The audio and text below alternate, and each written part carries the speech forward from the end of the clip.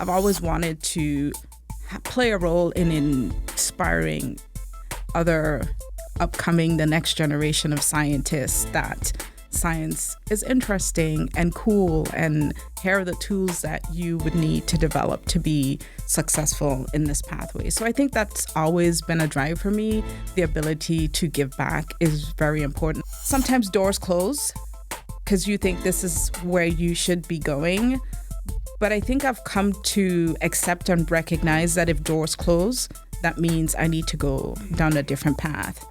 And maybe if that door hadn't closed, maybe I might not be where I am right now. Through my own lived experience, I realize how important it is for mentorship and to give opportunities to other individuals, right? And so I think my journey being very windy and definitely not a straight road, I think gives me the ability to, when students come to me to talk about things, I literally can say to them, I've been there and it's going to be okay.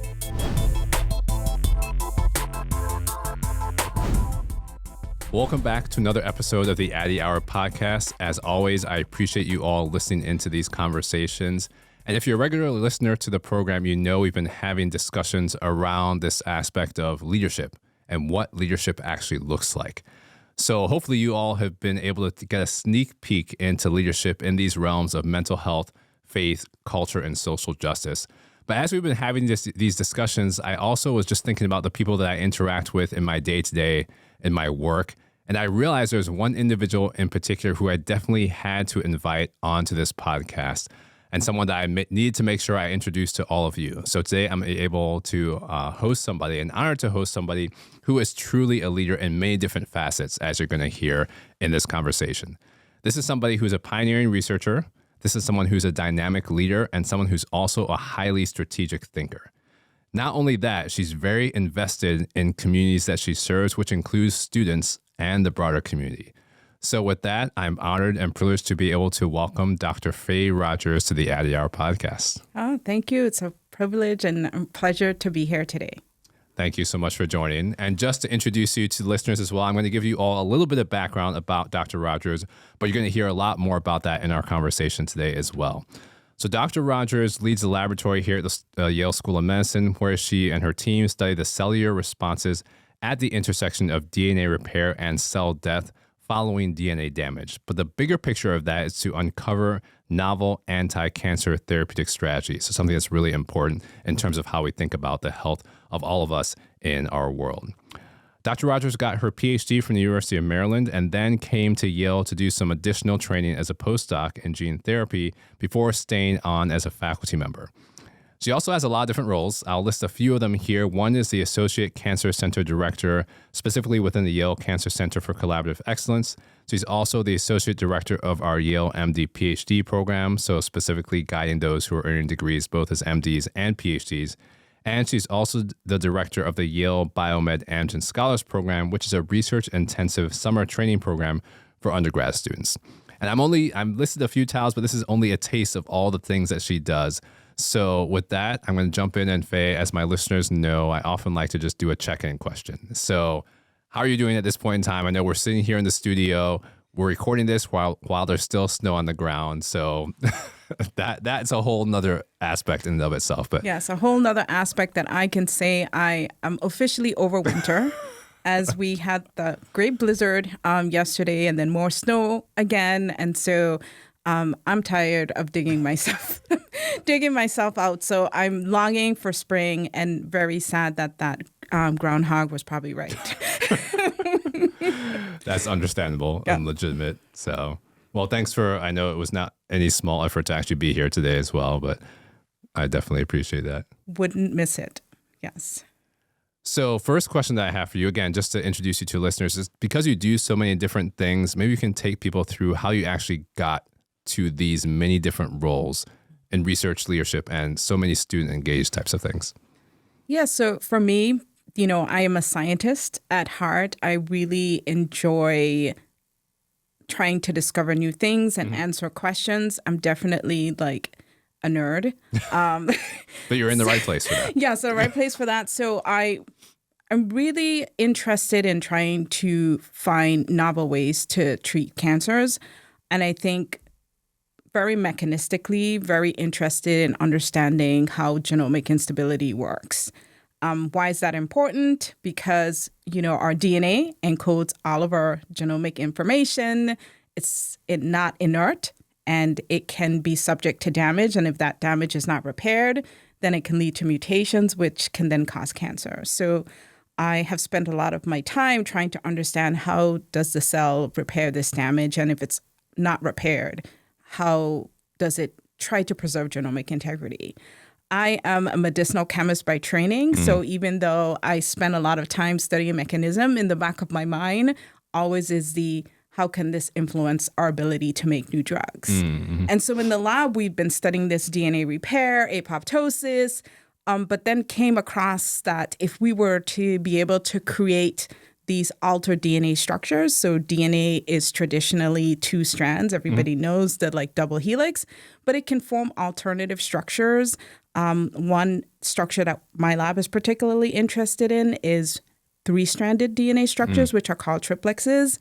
And so we have been using them to study repair.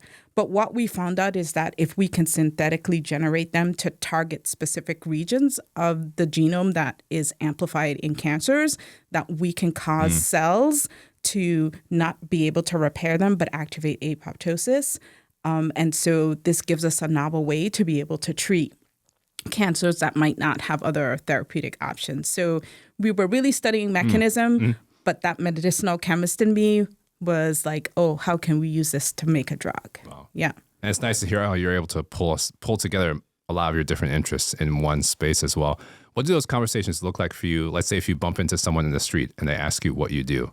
Yeah, so that's interesting. I think I have learned how to do scientific communication, which I think is important. Talking to other scientists, it's easy for us to use a lot of acronyms and to be able to talk to people in the street about the kind of science that you're doing, I think is very important. So I do enjoy talking about the science, and everybody, unfortunately, has been touched by cancer in some way or fashion. And I think people are very interested to kind of understand what causes cancers and what are we doing to try and find novel ways to treat cancers. Right. So it sounds like your answer is also informed by, because that was my next thought, is what types of questions do people ask you about the work? But it sounds like those are things that are very familiar to you already in a lot of ways. Yeah. So I think people primarily, our lab focuses on breast and ovarian cancer. So I think those are things that people often get touched by, if not personally, at least by some extended family member or, close friend, that they're very interested in learning, what do we know about treating breast cancers? What do we know about ovarian? Yeah. Yeah. I'm sure I would anticipate that those are conversations that give people a lot of hope too. To know that, because maybe not many people might know someone who actually is doing cancer research, even though we always hear about cancer foundations here and all these types of things, but to actually talk with someone who's in the work must be really inspiring for folks. Yeah, and I think that has kind of drawn me also to do some advocacy work with the American Cancer Societies to kind of work and however we can get the word out to people so that they know that there is hope. Yeah. Yeah. Yeah, really important. We may come back to that because I have a lot of questions that are coming up as you're describing the work. But then because you do so many things, also to pivot to the student-facing piece, because that's a lot of what you've been doing over the years. How did that emerge initially? I think for me, a lot of my involvement with students has come from my own personal journey as a scientist, and maybe not always having the opportunities to know what science is. I'm from a very small island. I never met a scientist growing up, so that thought was never something that really I could say, oh, I want to be like this particular individual, because I had never met somebody doing research before. I've always loved science. I remember my parents buying me my first little science kit as a Christmas present. You still remember that? Wow. I remember that. My sisters make fun of me like all the time that I'm no longer with the microscopes and trying to convince them to like play along with me. So I've always convinced your lab members to do that instead of your sisters. Exactly. And so I've always had that interest. And so as career has kind of moved on, I've always wanted to play a role in inspiring other the next generation of scientists that science is interesting and cool and here are the tools that you would need to develop to be successful in this pathway. So I think that's always been a drive for me. The ability to give back is very important. And I think that ability to give back, I think, not only helps the students, but I think they don't realize how much it helps me. It probably impacts me more. I get back more seeing their successes than I could ever like help them. And I think that has really been like a driving force for me when, this career has its ups and downs. Yeah. So I think for me, that definitely is a way in which it keeps me going to like see, hey, look, these students are really doing phenomenally like well, and their accomplishments and successes gives me the fuel to like keep going. Yeah. That's encouraging to hear. It might actually be surprising for your students to hear that too. Because I've talked with several of them and they look up to you a lot and they have a lot of reverence for you. They get a lot of encouragement from you. So I doubt they even realize how much they're also giving to you at the same time as well. So that's interesting I don't think that people realize how much seeing their success can be a driving force for us to continue doing what we're doing. Yeah. That's really powerful. Yeah. And I know you also alluded to just having exposure yourself to scientists in general, because it seems like that wasn't there. And in so many ways, a lot of the programs that you've done have given people access to research for the first time, and people have been able to come back. What do you think has been one of the biggest benefits of that? And then maybe also some of the challenges that come with that as well. Yeah, I think a lot of students, particularly from certain communities, if they are really good in school or they enjoy science, they think that the only pathway for them is to be a doctor. And that's great. But I think some of those students don't realize how much it is inspiring for them, or how much they can contribute by being on the front lines of like research, particularly biomedical research. Okay. Not that other research is not important, but that's where like my wheelhouse is. And so I think for some students, we've had many students that have come to the summer program. It's their first time doing research, and it just turns on a light for them of, wait, I can do this. This is a really fun. And so there are so many students that come and it changes their whole trajectory of what their career path is, and, that they end up being scientists. And so we've had many students come through the program.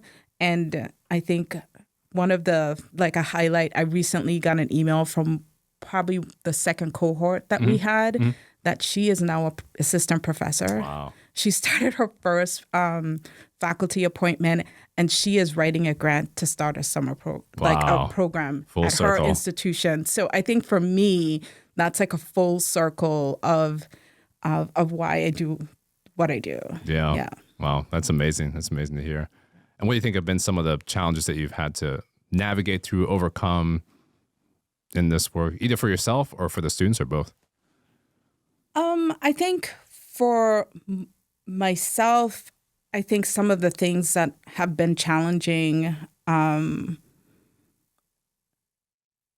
sometimes doors close because you think this is where you should be going. But I think I've come to accept and recognize that if doors close, that means I need to go down a different path. And maybe if that door hadn't closed, maybe I might not be where I am right now. So I will use this as an example. For me, I went to graduate school with every intention of being in industry. I was trained as a medicinal chemist, received scholarships to support my education from pharmaceutical companies with every intention of finishing and then going into industry because drug development was where my heart was at. A couple doors closed for me, and I ended up going to Yale for a postdoc, and a couple other doors, and from encouragement from others, wrote for a career development award with never having the intention of being in academia. And some of those doors opened, and that's the reason why I'm where I am right now. So I think for me, I never, I say this to students all the time. I didn't start off wanting to be faculty. I was going to go to industry, but I've learned to never say never and keep an open mind, because sometimes it's life's way of directing you to where you need to be. I wouldn't change anything for me. I'm happy where I'm at. That's a really helpful story. And I've said this on the podcast before too, but sometimes I think it's helpful because people see where we are and they don't know the path necessarily. And I think it was just a straight path. This is something these folks had in mind the whole time without knowing the backstory to it. But then also the last thing you said is so key, that you wouldn't change anything. Because I think sometimes there's a tendency when the story doesn't end up how we predicted it would to have this FOMO or fear that I missed out on this because it didn't go this direction, or what if I this, and this, without actually appreciating what happened along the journey to get us to where we're at. And so many things you've talked about that you've obviously savored in that, the way you're able to invest in students, even though that was not the plan. I don't think if I had a straight journey that I would be able to make or even realize the need to make an impact for students. Why is that? Because I think through my own lived experience, I realize how important it is for mentorship and to give opportunities to other individuals, right? And so I think my journey being very windy and definitely not a straight road, I think gives me the ability to, when students come to me to talk about things, I literally can say to them, I've been there and it's going to be okay. And I'm saying that, I can say that with my full chest because I've definitely been there. And I can not only sympathize and empathize with them because I've walked in those same shoes. Yeah, that's powerful. And how do the students usually respond to that? Because even as you were talking, I was thinking about this aspect of you doing really well at pivoting when a door closes. But sometimes it's very different to take that internal piece and translate it to students so they can also do well. But it sounds like you also relate your story. So what have you seen to be effective? I guess first, how they actually react when you relate your story, because that could go one of two ways in my mind. Yeah, I think maybe students can then realize, oh, wait, I don't know what I'm doing, so it's okay. Things will work out. So I think recently, I had one of my advisees there. I mean, within academia, very often people leave institutions to go to another one. And in the middle of somebody's thesis project, that can be traumatic. Yeah. And I've had students that this has happened to them. And I have said to them, well, I can understand what you're talking about because the same thing happened to me, and I can relate my story. So when their advisor left and went to another school. And making the decision, do I go with them? What are the pros for that? Do I stay, change labs, or how do I navigate that? That I can speak to. That's just one example because it is a lived experience of my own, So I think being able to talk about things and students realizing, wait, this individual, they've had their challenges too. And I think being vulnerable and willing to talk about the challenges, I think also helps students to open up a little bit. Yeah. I think that's really good. It sounds like they're really receptive. I mean, just from knowing what you've gone through. Yeah, I think that's really important. I mean, as you're talking, I was thinking back to a story from a few years ago.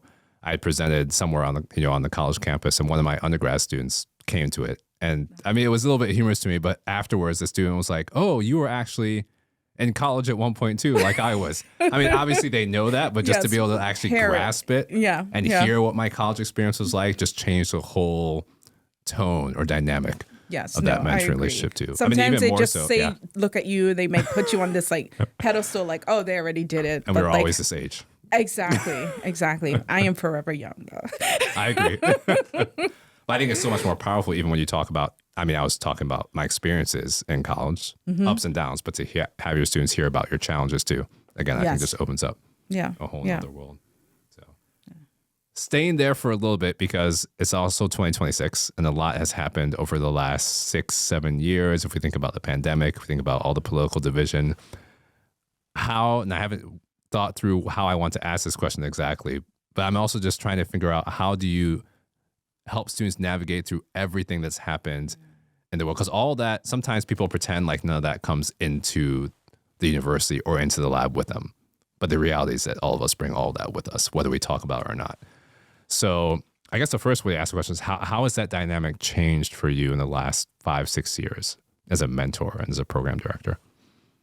I think in particular, the pandemic, I think in the beginning, we never really wanted to admit how much that affected us from a societal, like personal relationship kind of aspect.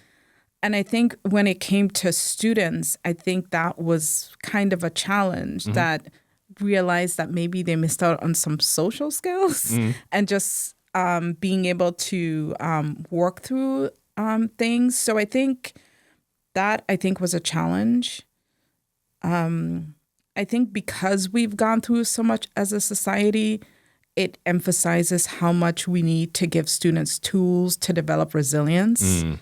And I think that a lot of work has been, and activities and a lot of effort has gone into how do we give the tools and the resources to students so that they can be resilient.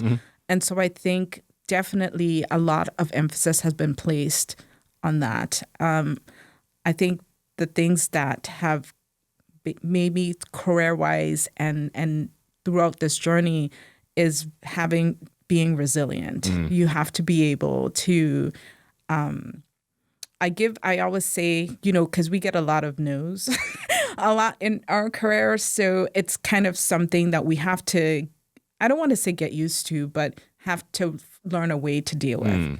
So for me personally, I give myself 24 hours to be sad. Wow. About something. That's your cutoff? Huh? Wow, that's the cutoff? This is my cutoff. Wow. I give myself 24 hours. I can be sad. I can do whatever. And then I got to pick myself up. And it's like, okay, it's, I guess it depends on how bad the situation was. But like, say for instance, I got a like really bad, like I got a rejection from a paper or like my grant got a really poor score. It didn't even get discussed. I was like, okay, I got 24 hours to feel sorry for myself and I got to get back up and start going again. Now, you can probably ask me whether or not I've been able to hold on to the 24-hour time period. I was just wondering. but I tried. But, at least making a conscious effort of saying, hey, you're allowed to be sad and feel like a little bit deflated, but you have to take this and you have to get up and go again. I think it's the point that I'm trying to make. And both of those are there too, because sometimes I think students will feel like we're too removed and too aloof. Like if they didn't do well on something and we're just like, oh, it's fine, just keep going. Like, but are you even acknowledging that this hurts or this is painful? So we can't ignore that. Yes. So I mean, granted, some may not have the same time frame as you, but the fact that you have both to give yourself, I think is really important. Yeah. Because that also seems like part of what happened, at least from my perspective, during the pandemic, when people wouldn't acknowledge the impact things were having. They just tried to pretend nothing was happening. And then everything would just bubble up, blow up, whatever words you want to use. And then you'd have a crisis on your hands. So, yeah, I think that's healthy. Okay, maybe it's not exactly 24, but I give myself a little time frame. Yeah. Do the students receive that, or do they? Because now there's so many things. Even you talked about the pandemic, where they can say, "Well, you haven't experienced what I experienced. You didn't have this year of college online or at home, or you didn't have this time in grad school by yourself in a room, not being able to talk to people." So I don't know if that's come up for you, but I don't think that aspect has come up for me. But I think it has in some ways for like graduate students. now realizing, oh, my timeline might be a little bit longer because it was hard to kind of get into lab. You know, we were on these different rotations and so I think that may have, for some students, now put a little bit of urgency of the, okay, I just spent an extra year not being as productive as I would like to be. And now they're feeling a little bit anxious of I got to get out. Yeah. Yeah. How do you coach students when they get to that point? You know, I think trying to give people support and first acknowledging that you understand that feeling for them. I think it's easier for me to say now because I'm older, but I understand in that age where you feel like life is passing you by. And I say, you know, a year is really not that much in the grand scheme of things. Yeah. But it's easier for me to say because I'm older than them. But I think just trying to support and say, you know, this was a part of your journey, but it's not the defining of what your endpoint will be. You take what you've learned from this so that it can be impactful for you in the future, and you might use whatever skills you can get. Yeah. Yeah, that's so healthy. Yeah. I know it takes time to soak into, but yes, it's one of those things also that if they hear it from you and they're hearing it from others, that I think over time that it will. Yes. It's not only one person that said it to me. Multiple people are kind of backing this up. Yeah. So again, there's so many different things you do, and there's so many questions coming to mind, which I'm kind of keeping at bay because I also want to pivot a little bit to some of your bigger leadership roles. I mean, some of them are within the student programs, but some of them are also broader, thinking about the Cancer Institute and things like that. So how did that come about? Because it's not like you didn't have enough that you were doing already.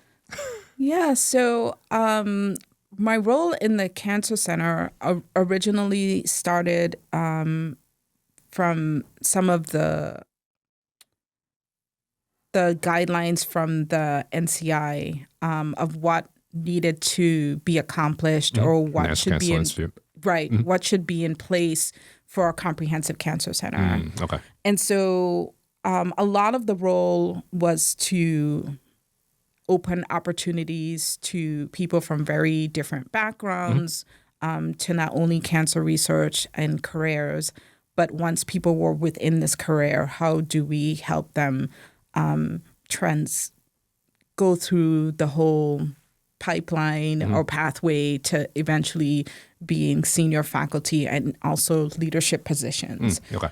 So in doing that, we have established programs that introduce students to cancer research from high school until, you know, supporting them through undergrad, postgrad, graduate, and then for junior faculty as they progress through their careers. So just being able to meet that along the way. But in doing all of that, ensuring one of the things that people feel a part of the community that they want to continue within this space. So trying to get a sense of culture and climate and how do we make everybody feel a part of the Cancer Center.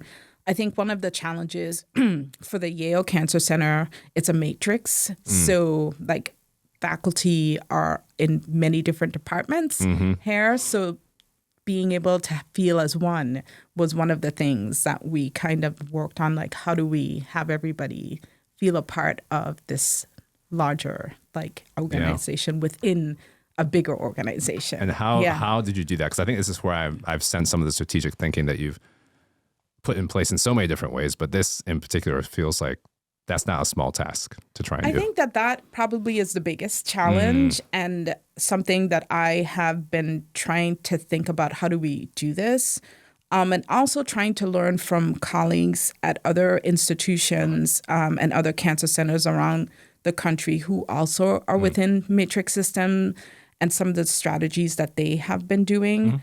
I think one of the things that we first decided to do was that you had to ensure that people felt that they had a place and that they would be successful, like career-wise. So what resources do we need to give to ensure that people have the professional development to, go up the ladder when it comes to faculty. And then working with others to try and determine how do we then feel as a collective whole and that people can feel appreciated. So a lot of the original work I think we've done has been like professional development because I think that is like the first step in trying to make sure that people feel like a part, because if people was that the buy-in? Yeah, piece? I think of people feeling like they're being successful makes it easier for them to then feel a part of like community, right? Yeah. Because I think it's hard to convince somebody like I'm not being successful, so how are you telling me I'm a part of this community? So I think that was the strategic part of like trying to tackle it from that end. While also ensuring that people, there are ways in which you can build community and have ways for people to kind of get together. So our Cancer Center director has been very supportive and has also like hosted events, especially for the students that we have at his home. I think for them being able to like go to his home and like talk to him as the Cancer Center director, I think has been like impactful for them as well. Yeah. Yeah. So, I mean, it sounds like a lot of intentionality too, but also knowing what you're trying to be intentional about. Exactly. Yeah. And then where is there room for error? I'm sure I've I'll made a lot of mistakes along the way. Yeah. But I think what you need to be able to do is in these kinds of situations is be able to hear people, right? And listen and try to see things from their point of view and not necessarily your point of view, right? Because your point of view and their point of view may not necessarily be the same, but to be able to say like, okay, maybe they're looking at this from a different perspective as me than I am. You might not necessarily agree with their perspective, but what people are perceiving is the only way you have to meet them where they are. So I think that is definitely something that I think is essential to be able to understand things from another person's like perspective. Yeah. And what does that look like from a practical sense? Is that conversations you're having with people when they're sharing different ideas, or is it you realizing after the fact and talking about it amongst leaders, or a mixture of both? So I think one of the things that we have is we have a council of individuals that we meet monthly and they come from different aspects of the Cancer Center. So trainees, faculty, staff. And getting their perspective of what they feel their colleagues are having difficulties with and what would be helpful for them, I think has been instrumental. Like for junior faculty saying examples of like, we wish we had like a writing club where people would just come together and write. That might not be something necessarily I would have thought of on my own, just because we all approach writing so differently. And for me, I need to be in a little bubble of my own and keep the rest of the world outside away from me in order for me to focus. But for other people, seeing others like write and be in a designated space is helpful for them. So I think that's an example of seeing things from other people's perspective, and that maybe your method of doing things might not be how others might want to, focus on and get things done. Yeah. I mean, I think that's a really good example from a leadership perspective, because otherwise every leader will just impose what's worked well for them. Yes. And I mean, I think that's happened in many ways across the academic landscape, biomedical research landscape over the years, when leadership has looked one way and success has looked one way.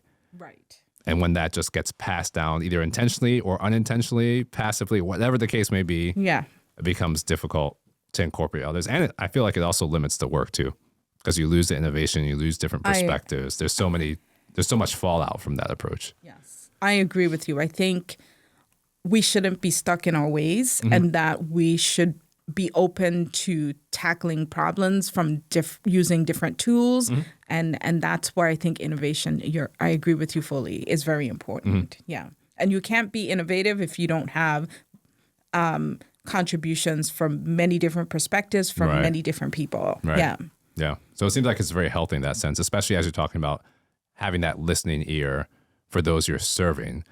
what does that actually look like amongst the leadership as well? Because I would imagine that leadership you do not all think about things the same way. Where is that room for this? Because there's also hierarchy that's involved there.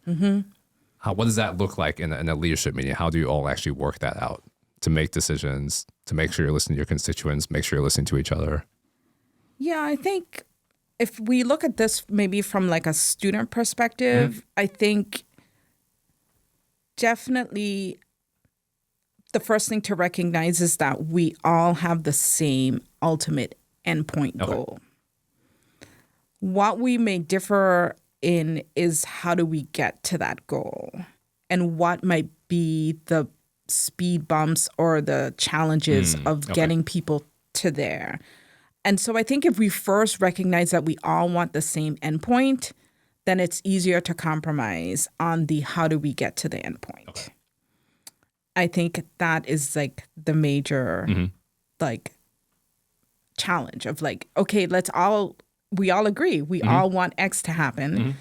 We just need to decide what's the best way. And maybe sometimes it's taking multiple strategies to get to that endpoint. Okay. Yeah. And would you say that mirrors what happens amongst the leaders as well? Is it a situation where you all have the same goal and you're trying to figure out how to get there? Yeah, I think at least for the committees that I have served on, I have been fortunate to be in spaces where I think we all have the same endpoint that we want and may just look at things differently and very open and willing to working together. And so I think for me, I've been very fortunate to be in those spaces where we all want the same in the end and we're willing to work together as a group. Yeah. That's great to hear. My next question probably won't surprise you, but what do you do when that's not the case? As in, what happens when people have different goals? Because I've seen this in multiple ways. Sometimes people have different goals and they haven't actually acknowledged it, or they don't realize they have different goals. Other times people have different goals. They've clearly stated it and they can't reconcile what to do with the fact that they have those different goals. That's a tough one.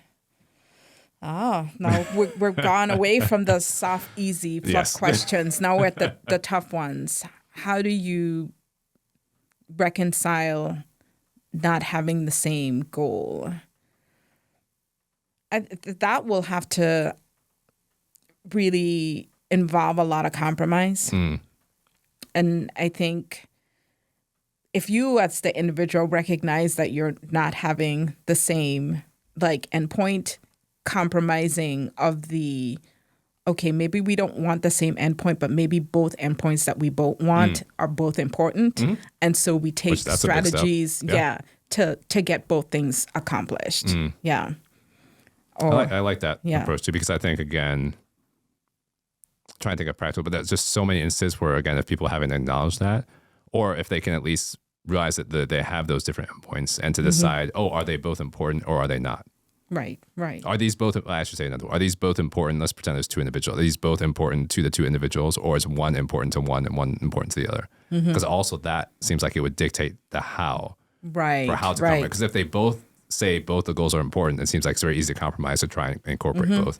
If one feels like the other goal is not important at all, or they don't want to move in that direction, doesn't mean that compromise can't happen.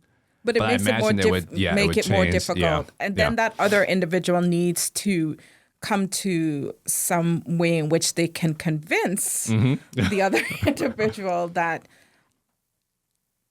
both things can be true. Yeah. Which makes it a little bit more challenging. Yeah. And we have to use people skills. Yes. Which is a whole nother topic. Yeah. I mean, in some ways we're speaking abstractly too, but again, just thinking about things that have happened on this campus and other campuses. I think there's so many times when those types of things happen amongst leadership.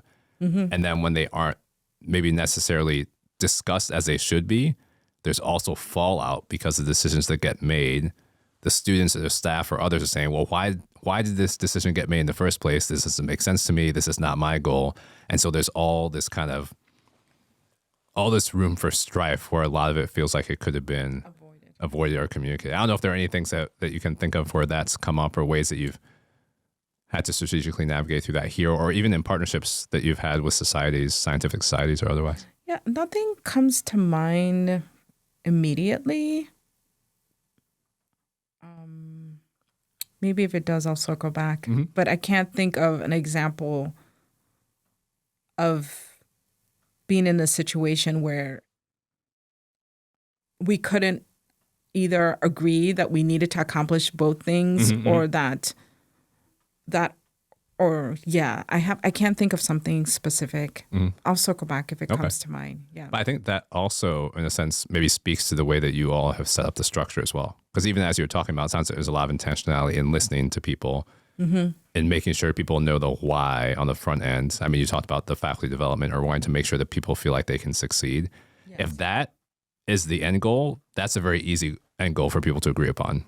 True. That they want to succeed. Yes, yes. So I mean, some of it, as you're talking, feels inherent to the way that you all have actually set up the structure as well, which I think is really important. Yeah. And that, I mean, I'm just thinking out loud as you're talking, that could also have implications on big decisions that are being made. If people feel like you are investing in them to succeed and there's a big financial investment that has to be made for a new center or a new building, if they have that foundation, then they're going to hopefully feel like, well, this is something that's also for me.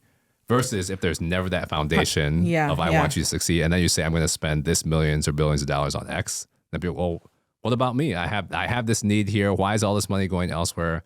So I imagine that might actually be a component of it as well. Any reflections on that?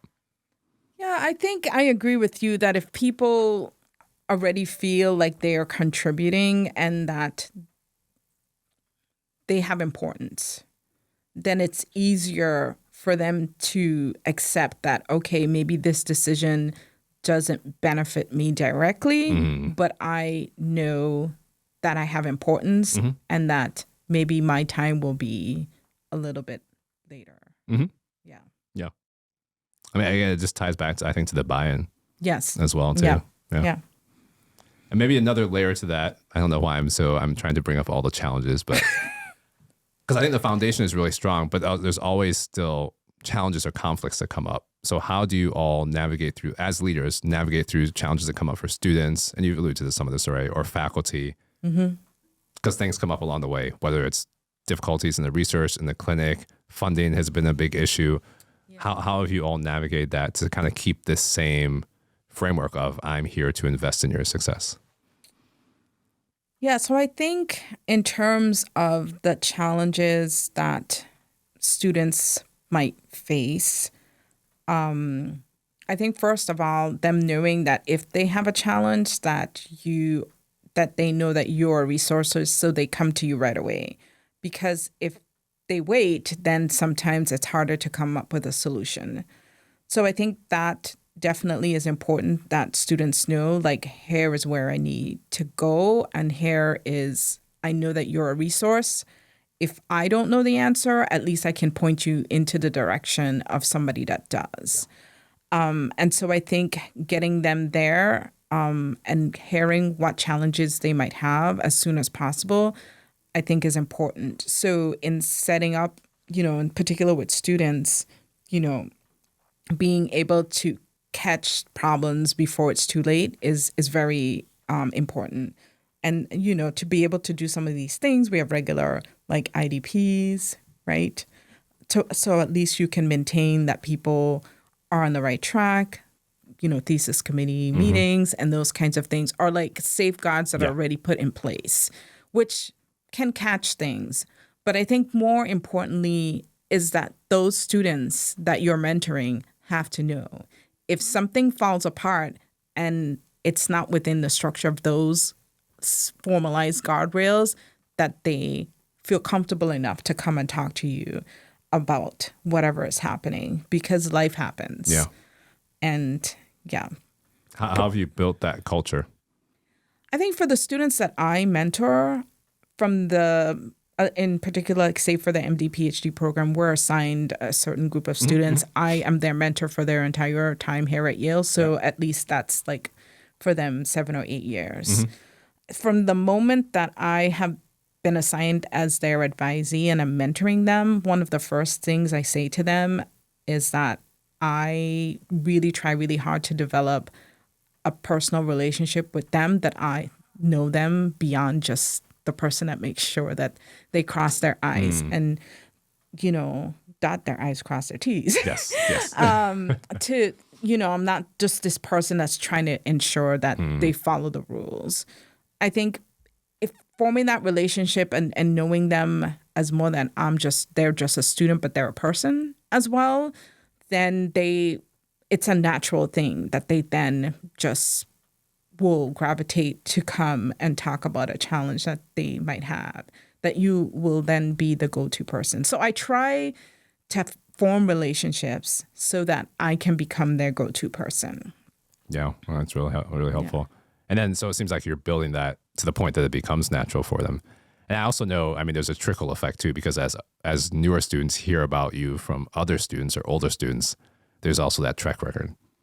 So that they know that you're someone who is... Yeah, I hope that they know me as a person that they can come to and confide in, and I will be the person to try and help them as much as I can. And if I don't know the answer, I will try to find the resource to find that answer. Yeah. I mean, I think that's key as well, because just with the institutional knowledge that you have to be able to point them in different directions. Yeah. And then they still know that it's still a worthwhile conversation, because the worst case scenario is for students or faculty or staff to feel like they talked to somebody and it was pointless. Yes. For them to say, why did I even bring that up? The person didn't care. They weren't paying attention. So, I mean, I think this is the complete opposite of that. And then it has these kind of positive ripple effects as well. Yeah. So I hope for the students that I mentor, that they feel like I am the person. Most of them will have my number. Mm-hmm. And if I get a text, "Are you around?" I know that means, "Can I come talk to you?" And I'm like, I will say to them, "What time do you want to come?" And I will move things around to make sure that I'm there for them. Yeah. So you're prioritizing it also, which I'm sure that also speaks to them as well. Yeah. Excellent. Well, there's so many layers, so many other things which I could ask too, but we may have to make this a part two in some ways too. But one question that I did want to ask before we close is just what gives you hope in the work that you do across all these realms? Because you have the research, you have the student piece, you have the leadership in the Cancer Institute, and you don't have to limit it to one thing. Okay. If there are multiple things that give you hope. So that's a good question. So for me, in terms of science and research, my hope is that I can make an impact in science that will have an effect on patients that may not have therapeutic or limit their therapeutic options. I remember I was at a seminar, I think it was in grad school, that somebody said, as a physician, I would only be able to help maybe a couple of hundreds of people. But if I make a contribution to science, I can help thousands to millions of people. And that stuck with me and has kind of been this guiding, I can make a contribution that could potentially help many people. I don't know if that will happen, but I hope. It's my hope and my goal that I can make some contribution, scientifically.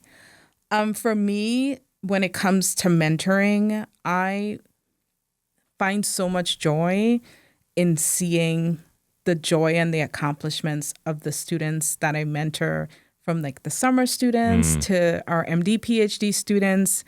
And that gives me a lot of hope that we have such a phenomenal group of next generation of scientists.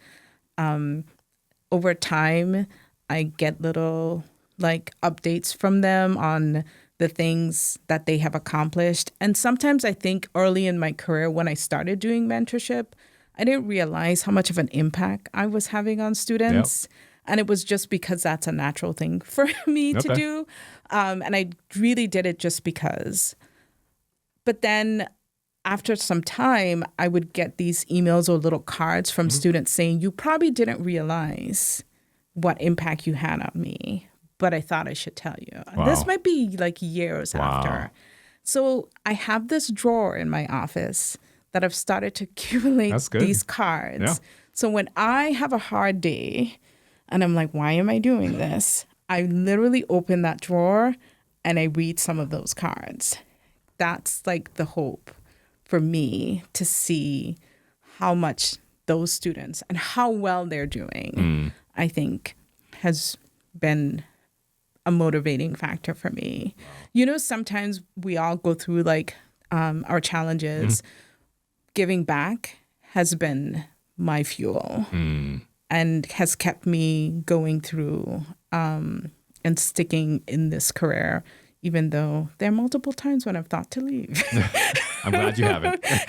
But so I think for me, those are the things that I'm hopeful for, the things that bring me joy. Yeah. Wow, that's such a great answer and such a great practice too. I mean, that you actually have that box. I have my to box. Remind you. Yes. So if you ever come to my office, I will show you my box. Wow. Yeah. That would be a privilege and an honor. Maybe I'll have to incorporate that in some way too. Yeah. Excellent. Well, thanks so much for taking time to join on the ADR podcast. This time went really fast. Yes. Hopefully that felt like that for you too. Thank you very much for having me. It's been fun. And you share so much wisdom and insight. So I hope you all take a listen, share it with others as well, because again, there's so much good content here that I think can really help and inspire us in many encouraging ways and practical ways as well. Thank you again for joining us, and stay tuned for more episodes soon.